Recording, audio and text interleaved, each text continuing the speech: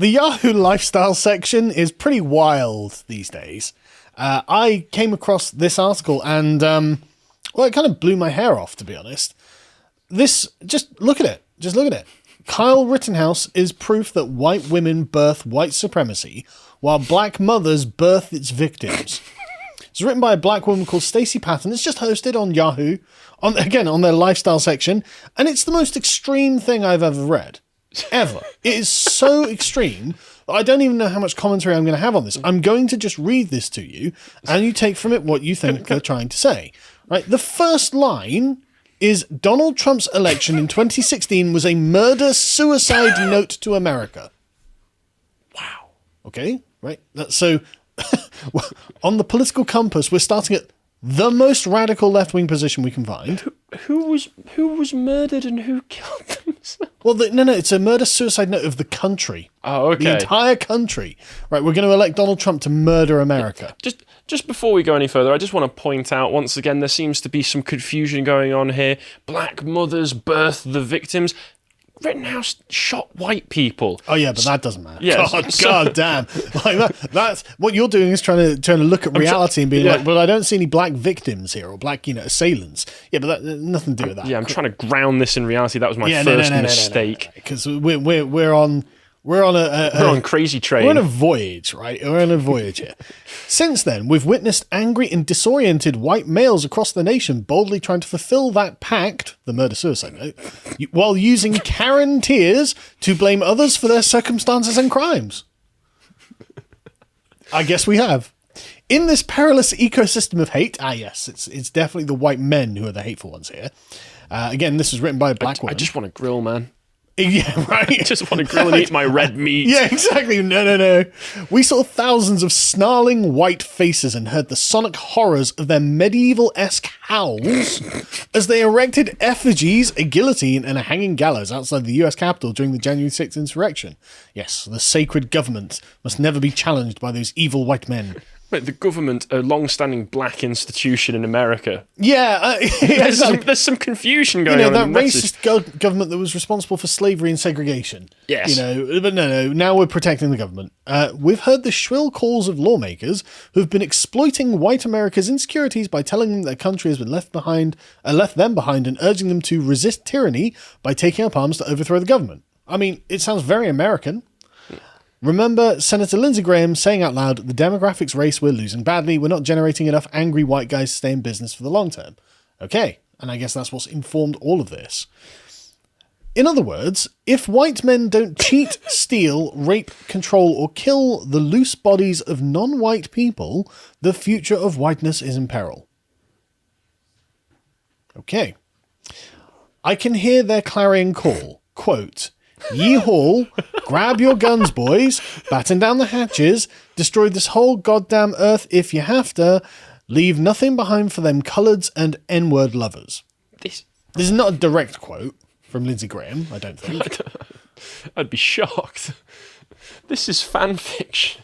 This is wild, racist fan fiction against white men. We know that hate groups and assorted militias have been stockpiling weapons for a coming race war. Wait, what? I don't know. When was it declared? The alt-right, as if they matter, has bluntly told white America that the restoration of racial superiority, the ruptured white family, its economic faltering, declining birth rates and life expectancy can be ameliorated by cleansing the nation of inferior racialized competitors. Right. This is Black Charles Manson. Yes. Is what I'm getting from all of this. They want the race war. Yeah, I mean, like, who cares what the alt-right has told anyone? Yeah. Like, I don't care. Richard Spencer said this. Okay, whatever. I don't listen to Biden voters. I just don't care. White nationalists and vigilantes have been encouraged by repeated acquittals of cops killing unarmed black people. We've witnessed corrupt law enforcement and the courts coddle histrionic white males as they continue their power grab by any means necessary while marching towards obsolescence. Last week's acquittal of teenage vigilante Kyle Rittenhouse was the most recent example of a deceitful, petulant narcissist who caught committing a crime and then appropriated the language of oppression to paint himself as the victim. Don't know where they are. Just reality's here and they're somewhere far over there. But again, the way that she's framing it is like, look, your white people are dying out, and it's like, you're just worried about a race war. It's like, are you fighting a race war? You sound like you're engaging in a race war. Like, you sound like you're talking about. She sounds like she's giving the speech that Aragorn would give at the end of Return of the King. This day we fight. Yeah. This is wild. And this is just Yahoo lifestyle. like most unassuming place you'd imagine for this kind of rubbish. If this was some radical black nationalist website like The Roots or something, I'd be like, okay, well, that's what I expect from them. Not what I expect from here. So many folks are shocked, upset even, over the outcome of the Rittenhouse trial. Yeah, but that's because they watched CNN and have no idea what the actual trial was about. I watched the verdict with my face frozen in permanent neutrality. Just another day of whiteness in America. Yes, that's what that was. But the usual... It's a neutral planet from Futurama. Tell my wife hello. Yeah, just another day of whiteness in America. But as usual, the punditocracy has been focusing on the melodramatics of Rittenhouse's tears and passing out the details of the case to death, rather than candidly issuing a stern and urgent warning that we are marching in some very dark times. Right, so they looked at the details of the case, and it turned out the Rittenhouse had done nothing wrong, and he was acquitted, and you're like, yeah, but that doesn't matter. Stop worrying about his tears. That doesn't prove anything. This poor suffering teenage boy has got nothing to do with the very dark times that are coming. The Rittenhouse acquittal says that we are living in an era of peak white male victimization. And when white men are afraid, everybody's in danger. The vigilantes and racists have become further emboldened by the outcome of this case. Welcome to a white supremacist theocracy that is regressing back to its barbaric prehistoric impulses. What are you effing talking about? Rittenhouse doesn't go to jail because a bunch of people attacked him and he genuinely and legitimately defended himself. And now we're in a white supremacist theocracy that's engaging in barbaric prehistoric impulses. I mean... He was attacked by white people. What do you want? I mean, when she says that the racists have been further emboldened by the outcome of this case, I agree, because she definitely has. That's a great point. So she says, as a black woman in America, capital B black, obviously, I am so bored by pathetic displays of white men's angst, bluster, and self-pity. Yeah, I mean, I can't imagine you having any sympathy for Kyle Rittenhouse at all, because he's white, obviously. These nitwits can cry a fetid river and baptize, waterboard, or drown themselves in it for all I care. You sound like you really hate white men. White male tears are a political tactic similar to the one that many white women weaponize to muster sympathy and avoid accountability. Okay, she might have a point here. Okay. You want to dunk on women? Well, now we've got a conversation. We're just joking, YouTube. What I see is saltiness over the intergenerational failure of white supremacy is being passed on to their youth as racial resentment and a mandate for racial redemption. What are you talking about? Also, which is it? If society as a whole is white supremacist, then surely white supremacy has been incredibly successful. Yeah. But in here, it's the intergenerational failure of white supremacy. To what? Prevent a bunch of white people from burning down Kenosha? I mean, maybe if that's the way you frame it, but like, it just sounds ludicrous. These degenerates cry because they can't believe that they don't have a free pass for their criminal behaviour like the good old days of yore. They're appropriating our language. But I love it. These degenerates, right? But they're saying they don't have a free pass for the criminal behaviour. But I thought you just complained that Kyle Rittenhouse got off because he had a free pass for his criminal behaviour because we're regressing to backwards theocratic barbarian principles. Which one is it, lady? They want an all-powerful protector like Donald Trump, Dylan Roof, Darrell Wilson, Derek Chauvin, and the three rednecks who lynched Ahmaud Arbery to bring back the days when mediocre white men had the impunity to be racist, to keep black people out of competition for jobs and resources, and to humiliate us in the process. That statement didn't age well after just a few days. That's a great point. The Ahmaud Arbery guys are all guilty and going to prison. And nobody's complaining about that. Yeah, everybody's going like, well, they were trying to unlawfully detain him and shot him in the process of doing so. I mean, they literally chased down a black guy and killed him. Yeah, I don't think anybody's defending those guys. Yeah, it's like no one says they're in the right. But that's the difference, isn't it? Right? I mean, when you've got the video evidence of Carl Rittenhouse being chased down by a bunch of white guys, and they're trying to kill him, and he defends himself, fine. When these three guys chase down Ahmaud Arbery and kill him, everyone's like, okay, they're guilty. I mean, it's about the action. It's not about the race. I mean, come on. Anyway. And they need man-boys like Rittenhouse to strap up and kill because the future of white supremacy can only be secured by their criminality. That's why he's the new hero of the far right. That's why 3 House Republicans have offered him an internship. Don't get me started on the white mothers who raise their sons to kill people, says the black woman. Well, she's got her own brood of victims to think about, presumably. I mean, now we're going to the Chicago crime statistics. Officer Derek Chauvin's mum watched the same video as millions of us who saw her son kneeling on George Floyd's neck for 8 minutes and 46 seconds. She watched him kill a man who was pleading for his life and calling for his mama, where she still called him a good man, honourable and selfless, and talked about how proud she was of him as his sentencing. Well, I don't agree that he killed George Floyd. Well, she obviously doesn't know who his mama actually was, judging by that, so she didn't pay any attention to any of the trial. That's a really good point. Do you want to remind everyone? Yes, Mama was his pet name for his girlfriend. Yeah, who he had just finished buying drugs with. Yes, so don't worry. And of course, we're not referencing the toxicology reports or the video that came out that showed that before he was on the floor, he was still saying, "I can't breathe." And frothing at the mouth. And he was frothing at the mouth. And he had just guzzled a load of pills because the cops had arrested him and he didn't want to be caught with a bunch of drugs. He was already on probation or something like that. He knew he was going to go back to jail. I don't know about that. I know that 2 months before the initial incident, he'd already basically done the exact same thing. Yeah, that's a great point. Yeah, but the point is because he'd had previous convictions, so he didn't want to go to jail again. Something like that. But anyway, Rittenhouse's mother defended him even though he was a minor illegally in possession of a gun. False. Out past an emergency curfew. Okay, let's say that's the problem. Why aren't you concerned about the Antifa guys who are burning down the city who are also out past the emergency curfew? Yeah. Just the police didn't seem to care that much. Yeah, no one cares, right? Quite frankly, she should have been brought up on charges. So Rittenhouse's mother needs to be brought up on charges. Right, okay. Meanwhile, black mothers and fathers have had to endure slander, attacks on their parenting, oh no, God forbid, and debates about whether their unarmed children playing in parks or walking home from the store deserve to die. That's right. The only black people who die are those who are killed by cops, you know. There's no such thing as black on black crime. There are no FBI crime statistics that you can consult to confirm this or anything like that. It's only black people, only white people who murder black people. Rittenhouse is a young man who was destroyed as a boy by toxic white supremacist culture that proclaims victimization by the left, the liberal media, Me Too, feminism, political correctness, immigrants, and uppity black people. I've never once heard anyone say the words uppity black people who wasn't also black and left-wing. That's true. They do tend to hate the ones that don't speak in Ebonics. Good point. And Larry Elder is a great example of this. Yeah. I say to this all the time, the public doesn't want to be told that there is something wrong with the so-called normal white family that is raising white boys like Rittenhouse to internalize racism, coercion and violence.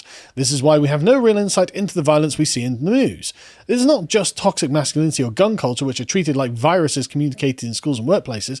I mean, this is just mad. This is the intersectionalist. They're getting every little bit of it in there. Toxic masculinity, would throw some guns in there. Why not? Yeah. Which are treated like viruses. Behind all of this stands the white family with all of its unspoken violence. Yahoo lifestyle. The white family, bunch of unspoken violence. That's the problem. The white family is the problem. I mean, if I'd said the black family was the problem, I'd be deplatformed from everywhere. And rightly so, to be honest, because it's not. The lack of black families is the problem. Well, when she said the black mothers and fathers were being persecuted, I'd just say the black mothers, perhaps. Well, yeah, exactly. Mad, isn't it? Anyway, if we're serious about understanding why young white men can become so violent, again, as if Carl Rittenhouse just literally kicked down the door of some black church and started gunning, right? We need to take a serious look about how they are being raised. The coercive parenting and socialization of white boys is central to understanding white supremacy and violence. We need to develop policies around containing that violence.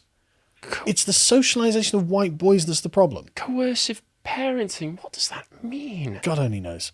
Some of our people keep talking about tuning out the news cycle so they don't have to be stressed out by these horrible stories. Right, there we go. That's interesting, isn't it? If we just tuned out the news, we wouldn't know this was going on.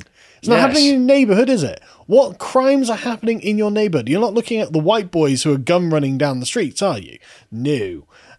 If you didn't watch the news, you wouldn't know. And so who's putting this into your mind? The press, the media. They are puppeteering you. They know what they're doing. There's a reason that Yahoo is hosting this. They know what they're doing.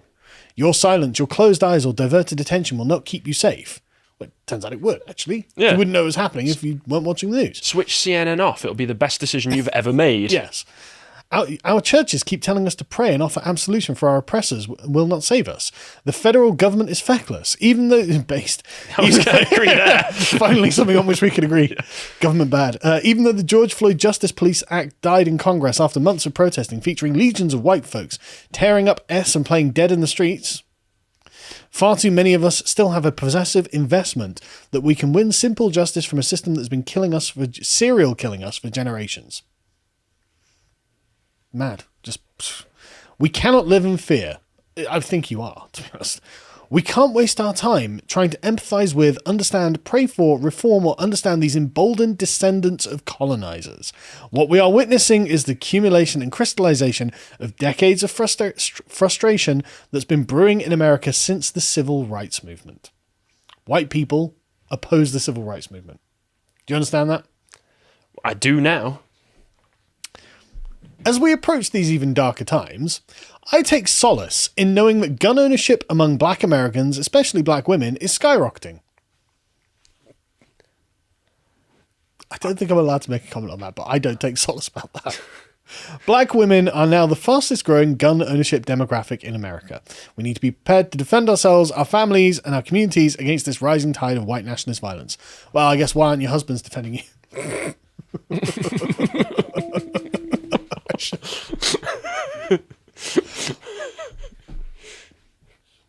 I mean, is there anything to say about this? Absolute nonsense. This is just so racist and deliberately blind to the problems. This is quite spectacular. Yeah. I mean, it's such a diatribe. I don't know what else to say other than well done. Yeah. Well done. You did it. I don't think I could have written anything this hateful if I'd tried. Like, if I was like, right, I need to write the most hateful thing just as a thought experiment. Like, this is just so far out there. Yeah, the Daily Stormer are just looking at this like, oh, chill out, come on. Taking notes, but like, oh, go on. Yeah. Oh, I hadn't thought of it that way. But, yeah, no, mad. Absolutely mad.